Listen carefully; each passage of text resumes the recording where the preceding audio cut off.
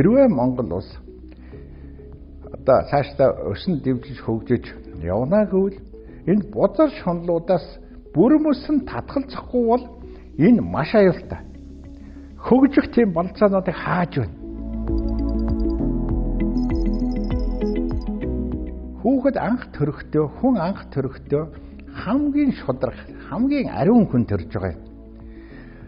Зөв нэг нөгөө нэгэд хэсэг нь насан турш бузардаа байгаа хамгийн бузар амьтан болж харж байгаа.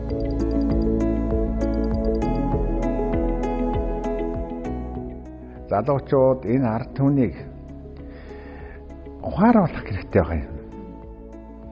Яавал болдгүй юм, яавал болдгүй юм. Ер нь зөв хүн гэж юу юм? Та бүхэн мэднэ шүү дээ. Зөв төлөвшөлттэй болсон хүүхэд тэгэл насан туршдаа тэр сайхан чанараа байн хадгалж өөрийгөө зөв авч явдаг, өрөөлийг зөв замаар дагуулж явдаг, өрөөлд ямар нэгэн сайхан үлгэр дуурайл нөлөө үзүүлж чаддаг юм байдаг. Амьдралын хөвшил ухаарл өгөөгөө багасаа төлөвшөөгүй юм биш үү? Насан турш тэр нь ямар нэгэн толбон үлдээд байдаг. Бүр суртсан. Хулгайч хүн яадгүй бол хүүхэд нь бас л нэг тийм зогшилтаа төржигдөг. Аав ээжээ харж байгаа тэр нь нэлээд дадлагчдаг.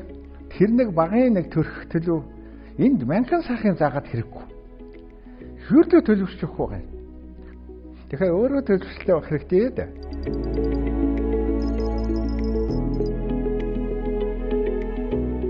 Нэг нөгөө ярихт энэ хорвоо гэдэг чинь хороор үтсэн байдیں۔ Тэр бүх хороос өөрийгөө цэвэрлэж бие ялдрын хөвчиг, оюун санааны хөвчиг, ёс зүйн хөвчиг өөрийгөө цэвэрлэж явахгүй бол тэр оршин тогтнож чадахгүй. Хүн амьд явж чадахгүй. Цаахан хүн болж чадахгүй.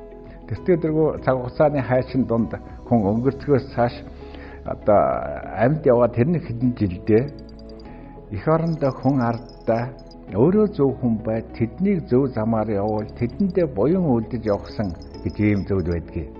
Тэгэхээр болохгүй тэр хязгаарыг зөв тогтооно гэдэг нь өөрөө ёс зүйн хамгийн чухал шалгуур шүү тийм ээ. Залуучууд ярихад, хүүхдүүд ярихад нэг л зүйлийг хэлмээр байгаа юм.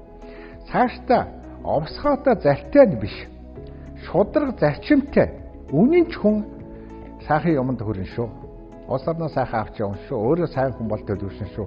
Ийм хүнийг зөв хүн гэж бид нэрлж, мандуулж, өөрийнхөө өмнөөс тэдэнд эрх мэдэл өгч, өөрийнхөө өмнөөс шийдвэр гаргуулах хэмжээнд хүргэн шүү гэдгийг л мэдмээр байгаа юм.